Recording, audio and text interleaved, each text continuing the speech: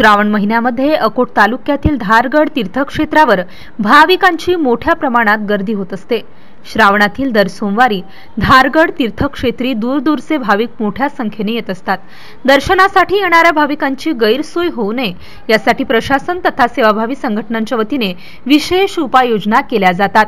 त्याच अनुषंगाने श्रावणातील तिसऱ्या सोमवारी अर्थात 19 ऑगस्ट रोजी धारगड येथे विशाल महाभंडाऱ्याचे आयोजन करण्यात आले आहे। महाभंडाऱ्याचे नियोजनासाठी सेवाभावी नागरिकांच्या मदतीने सेवा समिती स्थापन करण्यात आली आहे। यामध्ये राजकीय, सामाजिक, सांस्कृतिक तसेच व्यापारी अशा विविध क्षेत्रातील नागरिकांचा समावेश आहे। या समितीच्या अध्यक्षपदी दिलीप बोचे तर कार्याध्यक्षपदी दीपक रामदास बोडखे यांची सर्वानुमते निवड करण्यात आली आहे।